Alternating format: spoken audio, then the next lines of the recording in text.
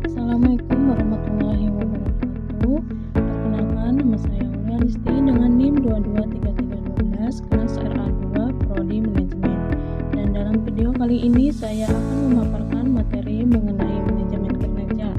Nah, materi ini akan mencakup beberapa topik penting seperti manajemen kinerja, kepemimpinan kinerja, pendekatan sistem dalam manajemen kinerja, model strategis planning, teknik pengukuran kinerja, teknik, strategi, dan analisa kebutuhan. Nah, baik, materi pertama ada manajemen kinerja. Manajemen kinerja adalah proses sistematis untuk meningkatkan kinerja organisasi dengan mengembangkan kinerja individu dan tim.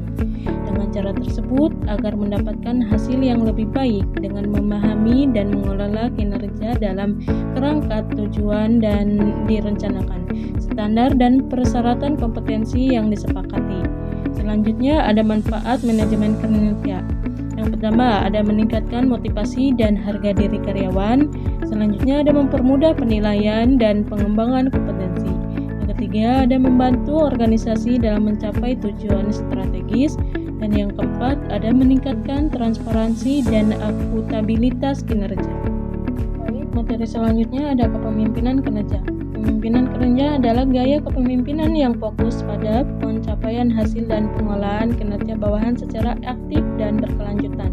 Yang selanjutnya ada peran kepemimpinan dalam kinerja. Yang pertama menetapkan ekspektasi kinerja yang jelas. Yang kedua memberikan motivasi dan arahan strategis. Dan yang ketiga memberikan umpan balik secara reguler. Yang selanjutnya ada gaya kepemimpinan terkait kinerja. Yang pertama, transformasional, fokus pada inspirasi dan perubahan. Yang kedua, ada transformasional, fokus pada penghargaan dan hukuman. Baik, materi selanjutnya ada tujuan kepemimpinan kinerja. Tujuan utama kepemimpinan kinerja adalah mengarahkan, memotivasi, dan memfasilitasi anggota tim atau organisasi untuk mencapai tujuan bersama secara efektif dan efisien. Berikut adalah beberapa tujuan spesifik dari kepemimpinan kinerja. Pertama, mencapai visi dan misi organisasi. Yang kedua, menciptakan iklim sosial yang baik. Ketiga, menetapkan prosedur kinerja yang efektif. Yang keempat, mengorganisasikan diri kelompok. Yang kelima, memotivasi dan menginspirasi tim. Yang keenam, meningkatkan kinerja pengawas. Baik, materi selanjutnya ada pendekatan sistem dalam manajemen kinerja. Dalam suatu pendekatan sistem terdiri dari elemen-elemen yang berhubungan dan bergantung satu dengan yang lain. Tetapi bila berbagai elemen tersebut berinteraksi maka akan membentuk suatu kesatuan yang menyatu.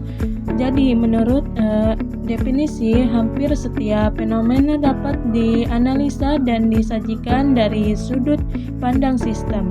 Sistem biologis, fisik, ekonomi, dan sosial budaya. Yang selanjutnya ada komponen sistem. Suatu sistem dalam organisasi terdiri dari beberapa komponen, yaitu komponen sistem. Yang pertama ada input.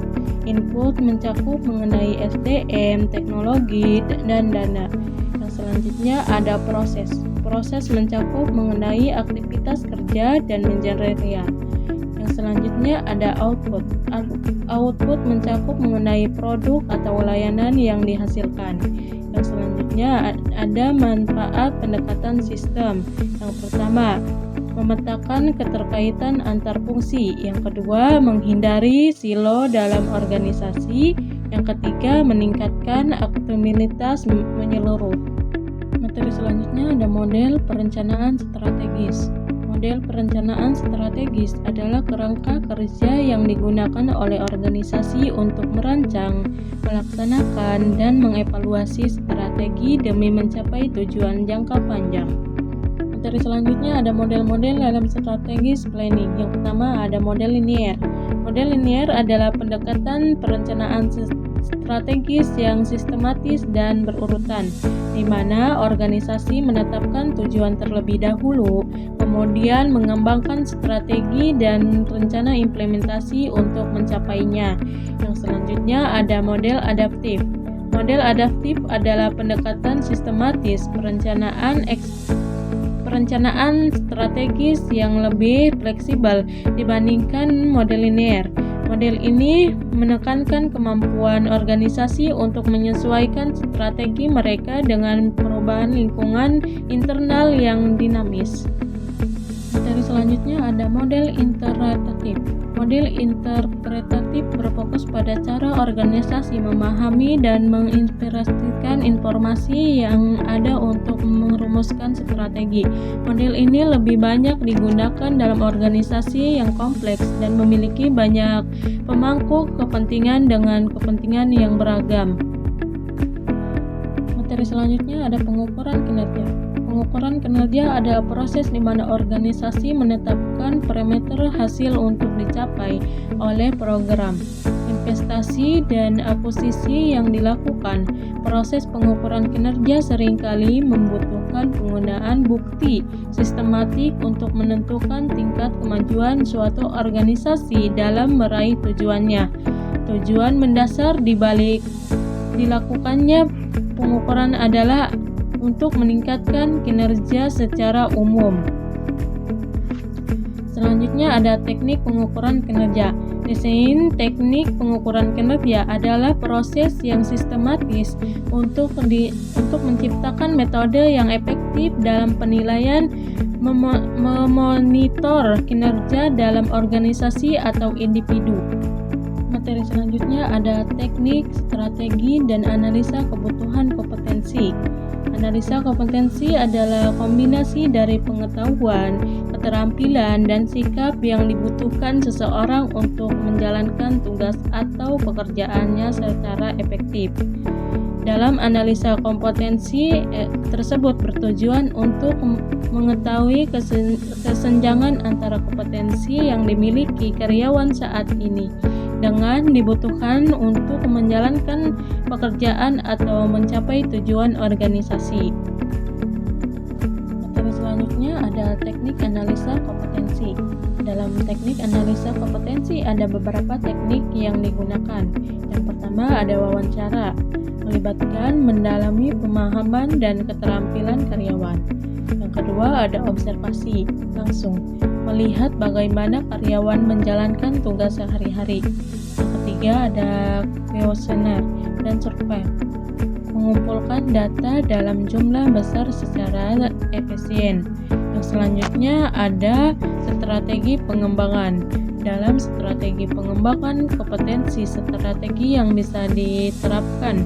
Yang pertama ada pelatihan dan workshop, keterampilan teknis atau soft skill untuk meningkatkan. Yang kedua ada coaching dan monitoring, memberikan bimbingan secara personal. Yang ketiga ada rotasi pekerjaan, memberikan pengalaman di posisi berbeda. Yang ketiga ada e-learning, pembelajaran mandiri secara online. Yang keempat ada komunikasi praktik, forum diskusi antara profesional dalam bidang. Nah, jadi kesimpulan materi kali ini, manajemen kinerja merupakan proses penyeluruhan dan bertujuan meningkatkan produktivitas individu dan organisasi melalui perencanaan, pengukuran evaluasi, dan pengembangan berkelanjutan. Kepemimpinan kinerja sangat krusial dalam membimbing karyawan mencapai target melalui arahan strategis, motivasi, serta evaluasi yang konstruktif. Pendekatan sistem dalam manajemen kinerja memberikan pandangan holistik terhadap hubungan antar elemen-elemen organisasi yang mendorong efisiensi dan sinergi. Analisa kebutuhan kompetensi adalah langkah-langkah strategis untuk memastikan bahwa SDM memiliki kompetensi yang relevan dan siap menghadapi tuntutan kerja dan perubahan. Teknik pengukuran kinerja seperti KPI sangat penting dalam menilai kontribusi nyata karyawan terhadap tujuan organisasi secara objektif dan terukur. strategi kompetensi berkelanjutan seperti talents mapping membuat organisasi mempersiapkan SDM yang unggul dalam masa depan. Nah, segitu saja pemaparan materi dari saya. Kurang lebihnya mohon maaf. Wassalamualaikum warahmatullahi wabarakatuh.